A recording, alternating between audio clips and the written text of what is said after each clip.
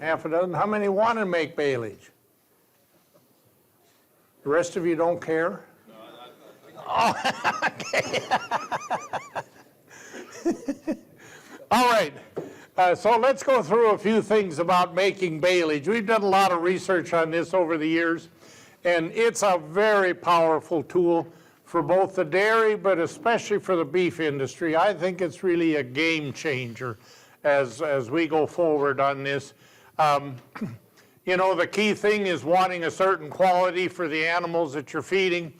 One of the things that I'd like to think with you a little bit about is our expectations for performance have increased over the years. Now, the dairy industry, the milk production has doubled every 30 years. And it's basically due to higher quality forage. Beef cattle, most of you imagine are expecting over 2 pounds a day gain on those young animals. A few years ago when I was hiring a research director at one of our research stations, I told him he wouldn't get a pay raise without 2.5 pounds of gain. And he beat it every year. So but it's much higher than we used to. And the thing is that the genetics have improved, but the major difference is offering better quality forage than we used to offer. And I think that's an important thing to keep in mind as we go forward. High quality forage improves animal performance. It'll also reduce supplemental feed costs. Supplemental feed costs may not be such a big deal right now, but they have been, and as Ken said, will be again. Just a few nutritional concepts that I'm sure all of you are aware. Years back when I was young, we used to figure the mama cow could go on a maintenance diet over winter. In my area, it was a long winter and cold. And I think most of us have come to realize that that's not true.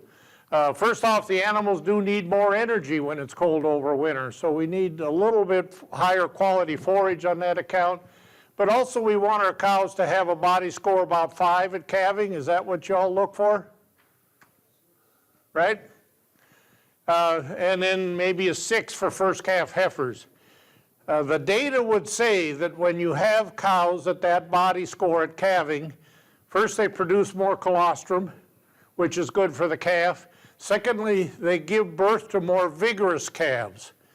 The calves stand sooner, and they have greater ability to overcome diseases because they have a few more immunoglobulins. And then the calves tend to have a higher rate of gain. Again, there's been pretty good data out on all of this. So all of this says that our cows need to have better feed prior to calving. And of course, we should offer good quality feed right after calving for the milk production. Now, when we think about storage of hay and haylage, I guess I should walk towards both. I'd like you to, the graph that we have used for probably 50 years has been this concept that the moisture content of harvesting, on the dry end, you see the big yellow bar, that's the harvest loss is high when we're harvesting hay, dry hay. And I would suggest to you it's not unusual to expect a 25 to 30% dry matter loss for hay in the field. On the other hand, if we harvested wetter, we have less field losses, but we can have higher storage losses if we're not careful. Now, in the past, we never used to be able to harvest in the middle there between 40 and 60 because we didn't have a good way to store it. It's too dry for a silo, a bunker, pile, whatever. It's too wet for hay. But now with wrap bales, we can do anything over that entire range. And so an advantage to you at this point is that we can move towards the wetter end. We can then have reduced field losses. And if we make the baleage properly, we can really minimize our storage losses. So I'd like you to think about that as we go forward. Generally speaking, the concept will be, and you'll hear me say this several times, the wetter we harvest, the less the field losses. Now, in addition, we can, so then we can have less weather influences. You know, one of the things that's a really big deal for me, and I know I spent 3 years in South Carolina, so the weather's a lot the same as here, to be real honest. You don't oftentimes have more than 3 or maybe four-day periods when you're trying to make hay. And so it's pretty hard to get hay dry sometimes, especially if you didn't use a wide swath. But if you make baleage, we and you as well, 70% of the time I can mow in the morning and wrap in the afternoon. 70% for us, we've been doing it, and I'll bet it's at least that option for you. You have humidity, you're worried about your temperature, but the big advantage you have here in this region is your sunlight.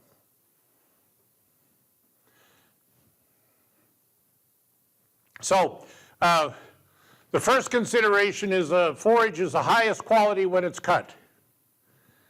And then as a person harvesting that forage, your objective is to prevent or to minimize yield and quality loss during the harvesting process.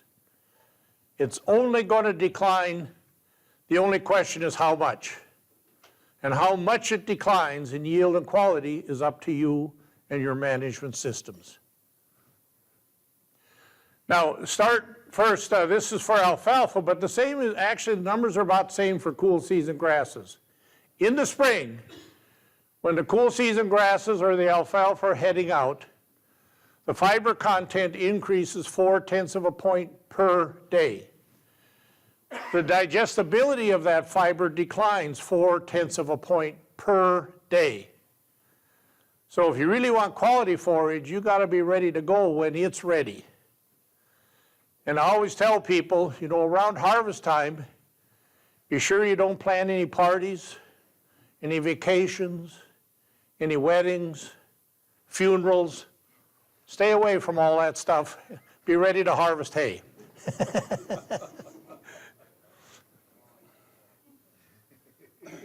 So one of the things then, just thinking a little bit about this, and I'll say it now, we'll come back to it later, but mold grows at 25 to 35% moisture. It consumes nutrients. It can cause, the respiration from the mold can cause heating in the hay.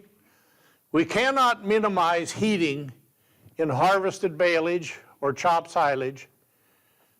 We cannot eliminate it, but our goal should be to minimize it. And I'd like everybody to recognize that heating is a loss of energy you could be feeding your cattle. So the more it heats, the less energy you have for your cattle. So think about minimizing that. But in addition to respiration, we can have hay fires. Of course, the molds can produce mycotoxins. These can be detrimental to animal health. And as we go along, this is something I would like you to keep in mind. Most baleage, if you really make baleage well, you shouldn't see any mold on the bale. If you don't listen to me and you buy cheap plastic, you might have white mold on the exterior. That's probably okay for horses. But if you ever see a bale that has any colored mold, by all means destroy it as quickly as possible. Don't feed it. You'll be sorry. The mycotoxins may reduce feed intake. They produce spores, which can be a problem for both humans and animals. I was working with a fella that actually had some marginal silage conditions, and he did have, I'm drawing a mental blank, the name of the mold in his silage. But anyway, his calves were coughing and dying. He was coughing, and he eventually just shot himself. But so it's a serious problem when it happens. And of course, it reduces the value of hay. Heating can lead to spontaneous combustion and fires. Here's an example of a fella. Not this fella, but I had another farmer call me a couple years ago. He called me and he said, hey, he said, I've got this barn full of hay. It's up to 160 degrees. What do I do? And I said, check your insurance. Because he couldn't really do anything about it at that point. You can't move it. If you open it up, give it oxygen, it might flare up. All you can do is check your insurance and then maybe pray a little bit. Here's an example of some round bales. This was actually in South Carolina. I drove by here every day. I should have taken a picture of the day before, but this was the day after they burned. It can happen on individual bales as well as piles or stacked hay. It's going to be worse in any kind of stacked hay, but obviously this happened on a row of individual bales. I suspect one of them caught fire and then it spread to the others. But here's an example of a semi-reefer that was hauling hay and he noticed it was smoking. Well, that's always a bad sign. And this is what his truck looked like about 3 hours later. So fire can be a bad issue. Have any of you had any hay fires? Oh, we got a couple. Wow. It's something really to pay attention to, isn't it? Things could burn like they did. Excuse me? It surprised me the way they burn. I didn't think a hay bale could burn, but one catches on fire, man, this burns like it's kindling. Oh, yeah. Once it gets started, it's reasonably dry and it dries out, it'll move through. Yeah, you can have a pretty big, but the real issue, and most of us, the hay fires are truly unfortunate and catch your attention, but the real loss from heating is the loss of energy and the potential loss of a digestible protein, which is most common.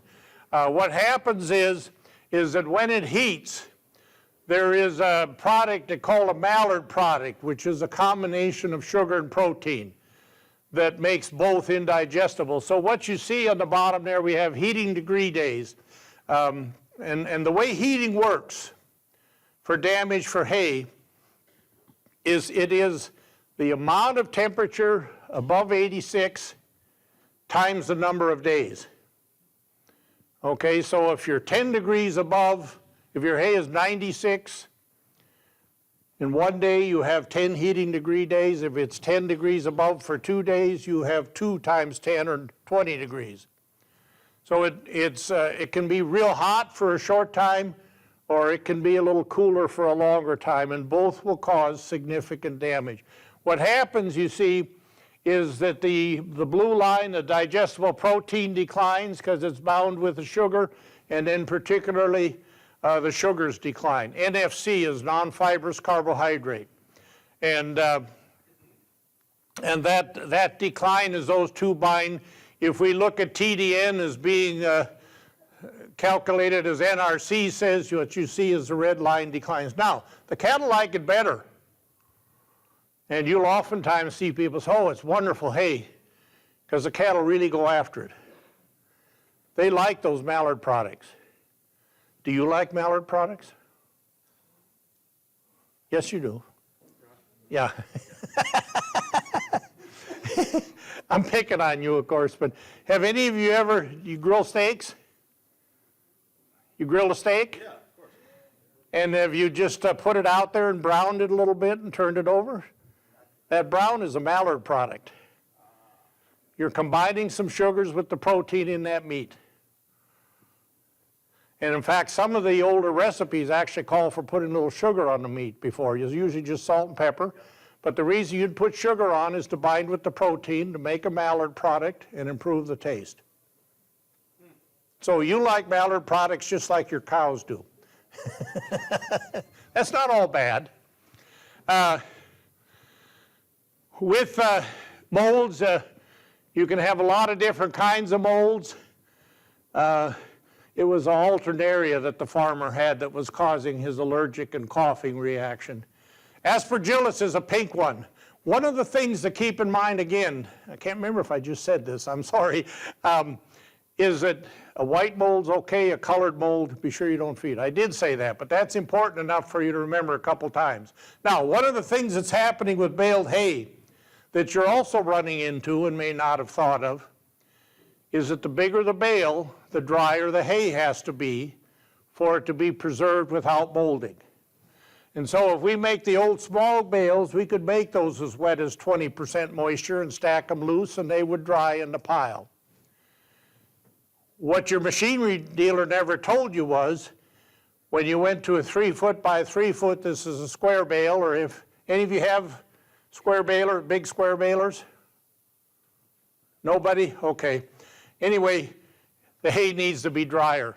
The reason then that we only make 4 foot by 4 foot bales in the western states is because that's the only place that has low enough humidity to get the hay down to 14% moisture. Now the same thing though is happening with round bales, which you all have. A small round bale, 4 by 5 feet, you could probably make as wet as 17% moisture, and if you let them stack, if you leave them set individually for a week, the heat would dissipate enough and you could get by. As you go to a 5 by 5 foot bale, it needs to be drier. And if you go to a 5 by 6, it needs to be drier yet. So what your machinery dealer never told you was the bigger your baler, first off, he probably didn't tell you needed a bigger tractor, right? Secondly, he also didn't tell you were going to need to use preservative more if you were going to make the bales, which is true. The bigger the bale, the more preservative that you need. Now the reason for that is that the heating in a bale depends on the ability for heat to transfer out. So what that means is that in cooler temperatures, you can make a little wetter hay in the spring and the fall when the temperatures are cooler than you can over summer. Probably didn't realize that, but that's true.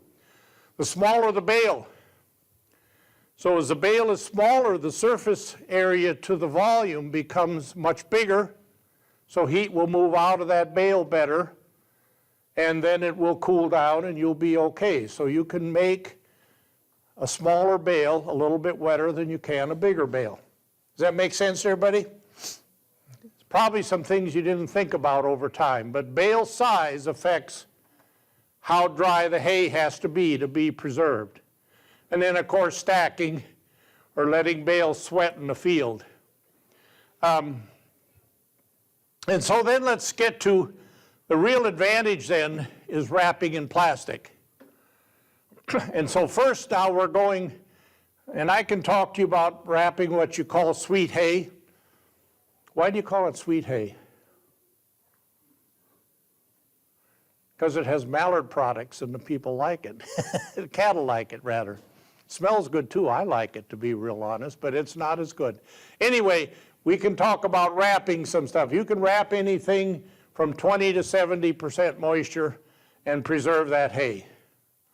And some of you and some of my farmers will try to let the hay dry and bale it without wrapping if we can. If it gets down to 25 and it looks like it's going to rain, you can still go ahead and bale it and wrap it. Or you could bale it and put preservative on it. The important thing to keep in mind is that if you wrap the bales above 50% moisture, then you have two methods of preservation.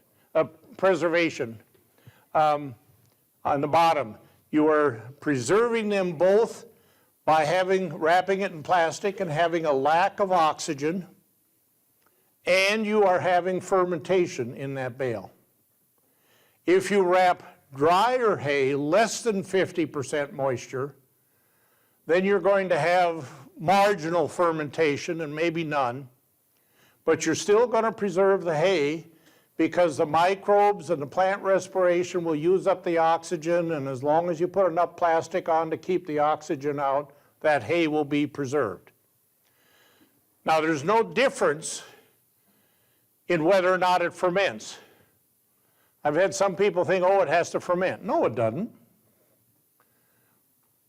If it ferments, the good news is, the first thing is whether it ferments or not does not change the forage quality. And it's 100% conversion. You're just feeding acids which the cow digests in a fermented product versus sugar and starch in an unfermented product which the cow digests. So there's no loss of energy. The only advantage to fermented baleage is that once you unwrap it, if it's not fermented and doesn't have any acid in it, it starts to heat again. Now that's not a problem if you're going to feed it within 24 hours. How many of you put baleage out for 2 or 3 days? One and back? Anybody for 4 or 5 days? Okay, so what happens is that if you're going to get it to, if you're going to feed it, I would say I'd like, frankly, within 1 day, immediately you will see the bale start to heat. You're losing energy. The longer you wait, the more it heats, the more energy you've lost. So on a 1 day, it's going to start heating, but the cattle eat it quickly enough, your losses are insignificant. If, on the other hand, you're going to put it out for 4 or 5 days, then it's going to be a problem. So then you really want fermented silage for the longer time in the feed bunk. Does that make sense to everybody? No issue, no difference in preservation, no difference in quality. The only difference is on feed out. And so here's a bar showing the wetter the silage is, the more fermentation we have. You'll get a little bit of fermentation below 50, just not much. We don't want, yes, sir? I got a question about your high moisture hay. That, when you get to the borderline, make it hay and it's right on the borderline of being too much moisture. What advantage of meal salt do for that, to that wet hay? So the question is, if you're right on the line for fermentation versus not, what advantage would salt have? And the answer is none. Absolutely none. Make you feel better, maybe. But other than making you feel good, it does nothing. And again, but even if you're on the line, so what? If it doesn't ferment, it doesn't hurt you. It'll run out of oxygen, it'll be preserved. So, I mean, the nice thing about baleage is it really doesn't make any difference what the moisture content is. You can wrap it. You just need to know if you're going to leave it a little bit longer in the bunk. Now, if we look at a fermentation here, let's take the grass silage in the middle. And I'd like to make sure that we're clear on this. All silage fermentation is exactly the same. So whether we have corn silage, grass silage, legume silage, it all ferments. It's the same process, the same bacteria, go through the same phases. And whether we bale it and wrap it, or whether we chop it and put it in a silo, it's all the same fermentation, same product. Some people try to indicate there's a lot of mystery here. There isn't. It's all the same. So, but we do get a little bit of difference in some of the composition. If you look at grass silage there, with good fermentation, we'd expect it to go down to about 4.3 to 4.7 pH. And again, what that does is help reduce the growth of molds and other microbes when it is exposed to oxygen again. The big difference is that we have about 6 to 10% lactic acid. I'll say it now and probably repeat it again. I do not recommend inoculants on baleage. There's been some data, 1 or 2 studies that showed little benefit. All the inoculant companies are mad at me. I do recommend inoculant for chopped silage in a bunker or in a tube. But the thing about inoculants is that you need good coverage. The inoculants do not move. We should think of spraying on inoculants a little bit like spraying on spray paint. Okay, now if you spray inoculant or spray paint over the top of the windrow, what percentage of the hay gets covered? Maybe 5%, maybe less, depending on how big the windrow is. And so the inoculants aren't very effective because we don't get good coverage in a bale. If we could really get good coverage, then they would be effective there as they are in chopped silage. In chopped silage, you know, we put inoculants on at the chopper and we cover every side of every little particle that goes into the wagon or truck. And then it works fine. Coverage is crucial. So again, we can wrap anything above 50%. We have oxygen, below 50% oxygen exclusion, above 50%. We have both. A couple thoughts about wrapping. bales. And by the way, I appreciated the question. I encourage any of you to speak up as we're going along. There are two major type of round balers are the variable chamber where we have the belts and the fixed chamber where you have a series of rollers around the outside. How many of you have variable chamber balers? Anybody have a fixed chamber baler?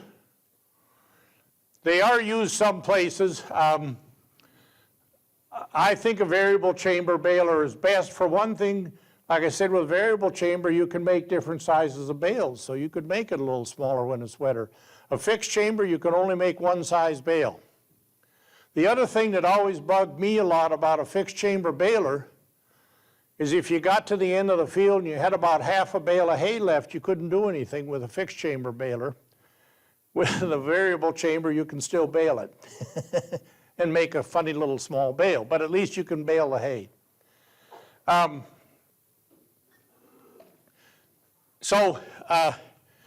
This just goes down fixed chamber. The other thing with a fixed chamber baler is while they used to pick up wet hay a little easier, that's why they're used in Europe quite a bit, but the other problem with a fixed chamber baler is that they tend to have a less dense center.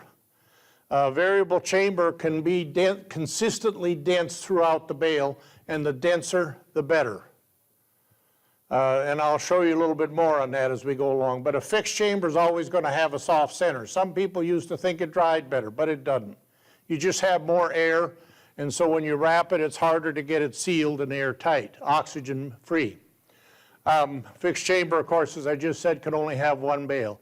One of the other things I'd like to throw out to you, and here I know I'm kind of meddling with your equipment, but you can make baleage with a hay baler.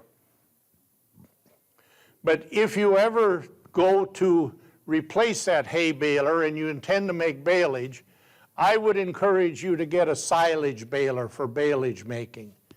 Now, if you think about it, if we have a 5-foot wide by 4.5-foot tall bale, and we have the same density, the dry weight in that bale is 850 pounds of hay, okay? Dry matter. At 15% moisture, that bale weighs 1,000 pounds. Are you with me? 850 plus 150 pounds of water. If we're making baleage, that same bale weighs over a ton. So we've got twice as much weight in the bale. And what happens is the hay balers just aren't made for such heavy bales. And you'll get by for a while, especially if you don't make many. But eventually you'll have a hard time with bearings and other things just because, and I've actually seen some people do some frame damage when they had a full bale in there and driving over.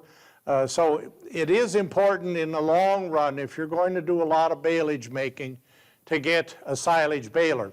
The other thing is that a silage baler will make a denser bale. And what this data shows is that the denser the bale, the lower the silage pH.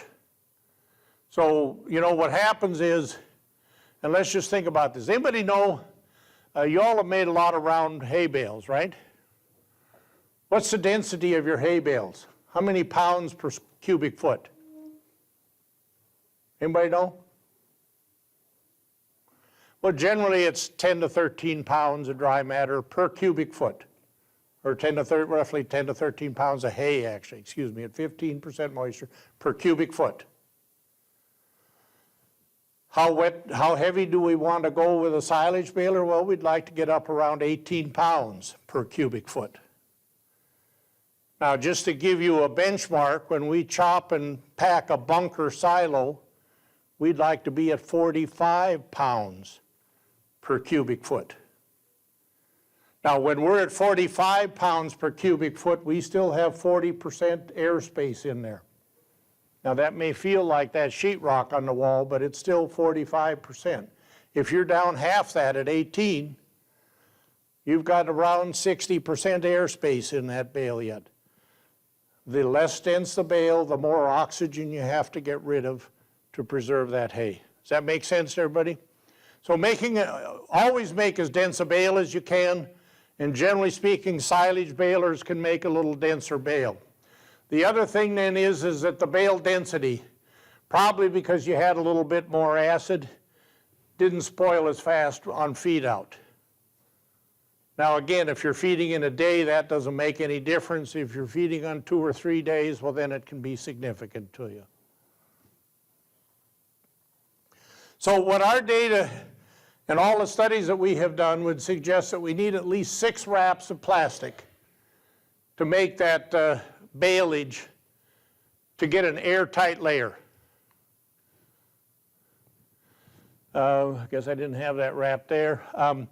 We made bales, and it didn't make any difference. This bale happens to be at 30% moisture. I did it at 30 and 65 to 70% moisture, so we had both the drier bale and the wetter bale. We measured the temperature inside the bale with different amounts of plastic. The purple line at the top is the unwrapped bale. And you can see that for 3 weeks we measured the temperature, 21 days, that bale stayed above 120 degrees Fahrenheit. So that was spoiling quite a bit. Now if we put 2 layers of wrap on, that's the red line, the bale temperature stayed around 105 to 110 degrees. So it wasn't, why is it cooler? Because it's getting a little less oxygen. Does that make sense? Now, if you look at the blue and the yellow line, which is 3 and 4 layers, it cooled off quite a bit, but it still stayed above air temperature. If we put 6 layers, and this was replicated, it got up to 100 when we baled it, and then in about 8 or 9 days, it was down to air temperature. I'll walk over here and point it out too on this one. So this is unwrapped, this is 1 wrap, this is 2 or 3, and this is 6 and more. In every case, we started at about 108 or 109, and in 8 or 9 days when we wrapped it, it ran out of air, and then of course we had the cooling down period in there too. So it wasn't fermenting the whole time. The fermentation had to stop, and then it had to cool down. So 6 layers. Now, unfortunately, there's differences in the plastic. Some plastics are less permeable to air than others. And unfortunately, there's no good way that we can tell you how to judge, except I would suggest to you that the cheaper the plastic, the more porous it is likely to be. And since we don't have a real good test, I would suggest that you either work with a commercial hay wrapper that buys plastic and knows. The other thing is to work with a dealer that sells the machines and probably sells good plastic to go with it. But if you go to a discount store and buy the cheapest plastic, then you should put on 8 to 10 layers, and then it takes longer and you actually lose money. Or you have moldy hay. The other thing that we looked at in this wrapped hay, and we have a lot of contract harvesters. I think that's really a good idea. Instead of everybody buying their own bale wrapper, hire somebody to come in and do it. Takes less labor. You don't have a $15,000 or $25,000 machine there. But sometimes, and even if you have your own, sometimes the machine breaks. And you don't get to wrap it right away. The question that people asked me was, when should I wrap the bale? Well, the first answer is that you should wrap it as quick as it's baled. Because the quicker it's baled, the cooler it will stay, and the less heating loss you will have. But if something happens that you can't get it wrapped, and you see here in this case, the red line we wrapped immediately, it got up to 100, and then in 8 or 9 days it cooled down. This happened to be another 36% moisture hay, but the graph is the same for 70% moisture. And then if you look at the yellow line, it goes up to about 130 degrees if we waited 24 hours to wrap it. So it got 130 degrees warmer inside that bale. More energy, more heat loss. But as soon as we wrapped it, it started to cool down. And in 8 days, it was back to air temperature. If we went, in this case, 96 hours, that was up to 145 degrees. That hay probably would have burned had we not wrapped it. But again, while we had more heating, we had more energy loss, we had more Malliard products, as soon as we wrapped it and shut off the oxygen, then it started to cool down. So the short answer is you want it wrapped as quickly as possible after baling, but if you can't get it wrapped, whenever you can get it wrapped is better than not wrapping it. Does that make sense, everybody? How are we doing in the back row there? Okay. A lot of different types of wrappers available, and there are some machines now that will bale and wrap that are on the market. There's probably, is there any of those in this region? Those are generally $100,000 machines, so I'm thinking that they don't fit a lot of places. I'm not too enthused about them because I think it's a slower process because you can't bale any faster than you can wrap then, and usually baling is a faster process. Inline wrapper is a good idea. Uses about 40% less plastic. We do recommend sealing the ends of the tube. There are several ways you can do that. Some people just take an old bale of dry hay and use that as a plug and wrap around it and go on. You will have some oxygen move in from that. One of the best ways to wrap an end of a tube, I think, is you can still buy the bags for individual bales. Just buy one. They're too expensive to use generally. Put a bale in there and then wrap that as the plug for the end of the tube. That way you've got it completely airtight from the first bale in as far as you go. Now, a couple things about an inline wrapper.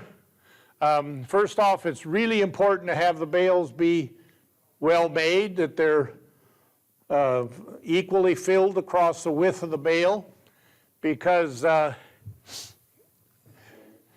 don't have an example here, but you can see here where you got a bigger bale and a smaller one, there's going to be a spot in between that is less, it's an air bubble actually, and you'd like not to have those. So you want uniform diameter bales from side to side, and you want the same size bales. Generally speaking, I would suggest to you that individually wrapped bales are most appropriate for herds of about 50 cows or less. And above 50 to 75, then you could consider inline. The reason being, if we're going to feed out of an inline tube, we really should take out 2 or 3 bales per day. If you can't feed 2 or 3 bales, if you only take one out, what happens is the oxygen starts moving back and then the bales start to heat. And I've seen this where people take out one bale, they're always pulling a hot bale out of there, whereas if they take out 2 or 3, that's not the case. So individual wrapping is best for less than 50 head where you feed less, and then inline for more than that. Avoid the use of oiled sisal twine. Is anybody using twine to wrap anymore? Couple, is it plastic? Plastic twine, right? Anybody using sisal twine? Let me start with that. We got a couple. Okay, be sure you switch if you go to wrapping your bales. Plastic twine works fine for wrapping bales. It's just that the sisal will cause the plastic to break apart when you wrap. So plastic twine is okay. Net wrapping is great. The other thing is to buy good plastic. One of the differences between good and cheap plastic is the amount of UV inhibitors. If you buy a cheap plastic, it has little UV inhibitors and then it breaks apart like the tube roll that you see on the bottom there. That's kind of extreme. but usually you'll start to see a few cracks and it'll start to leak. With better plastic, you can preserve your hay longer. And then just to repeat again, if you see white mold on the exterior of your bale, you'd be amazed at how many excuses I've seen for that. But in all cases, as far as I'm concerned, it's an operator problem.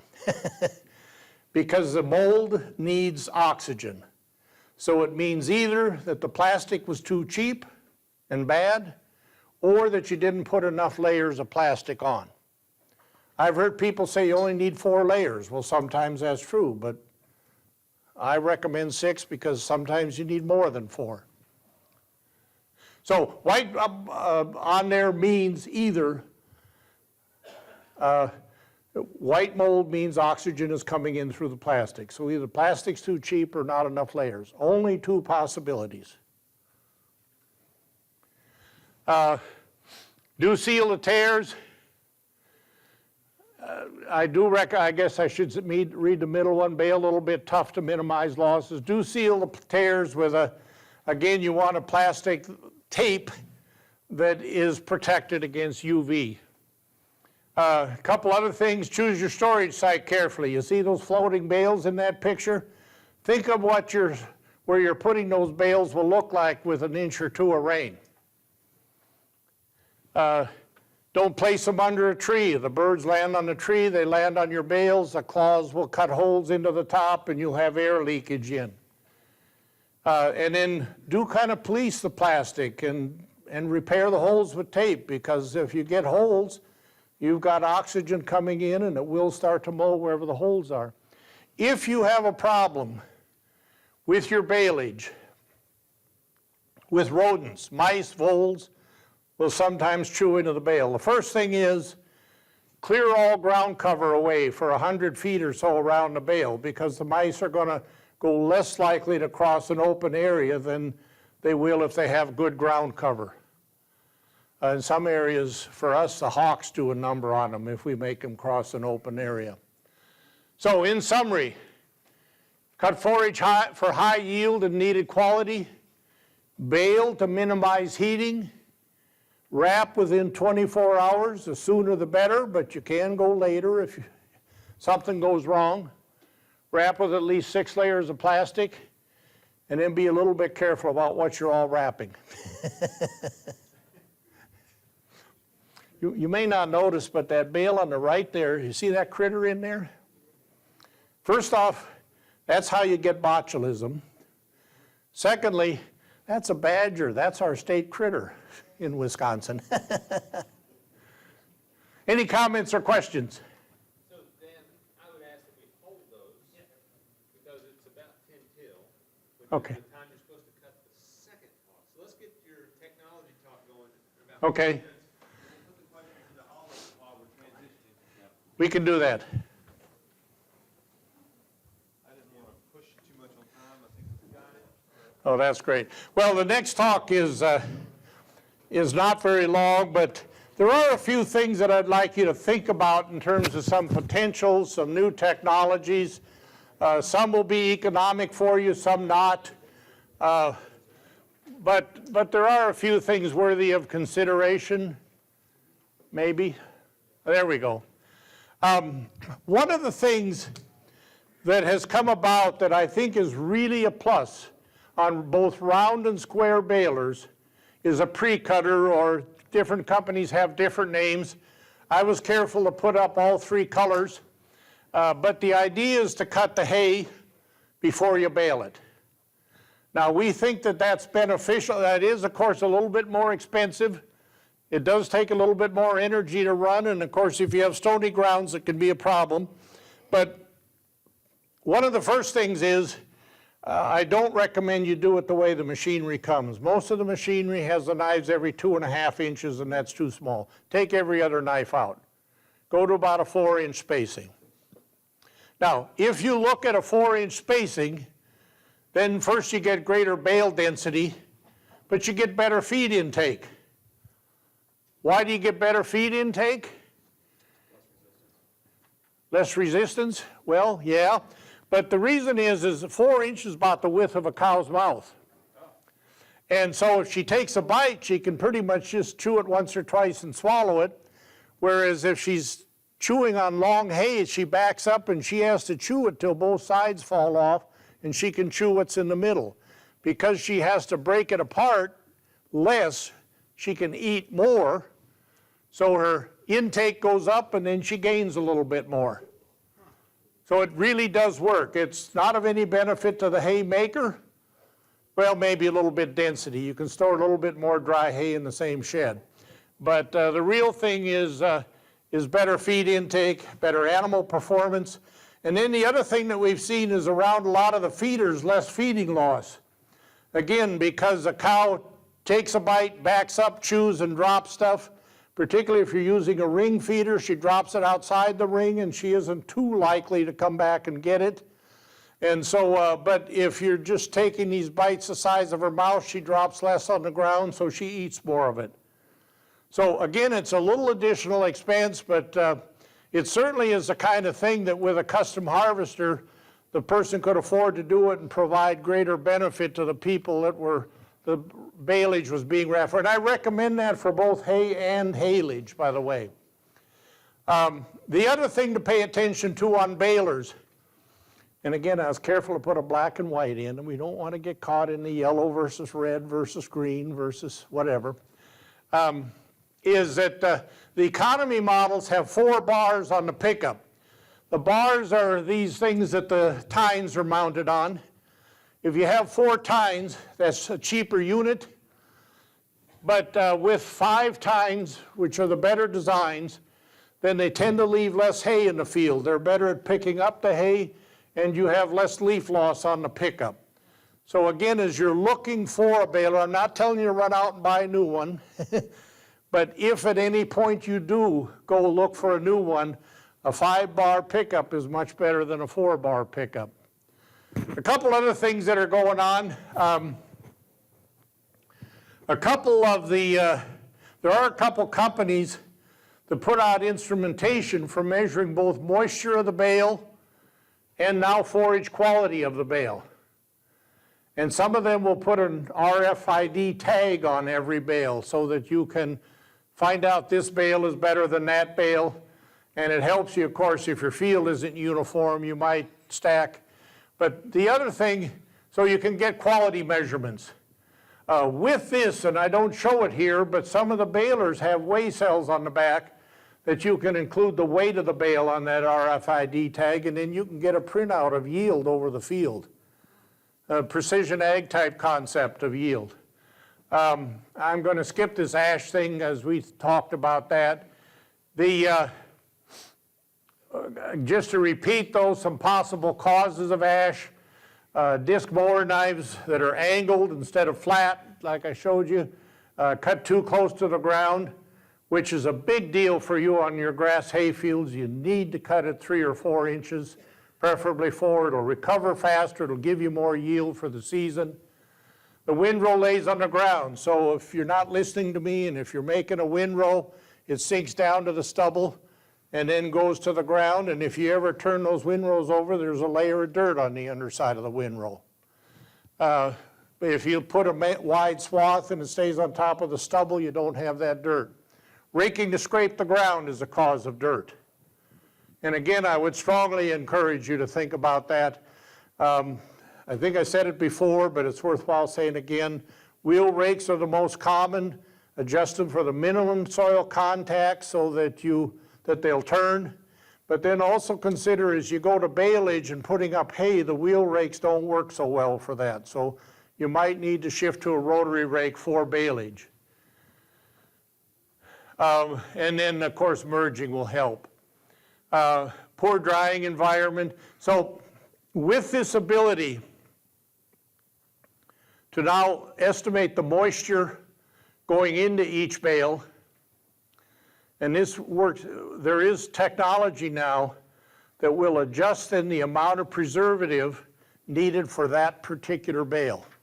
Otherwise, if you're using a preservative on hay bales in the field, you need to set it for the average for the field or the wettest in the field.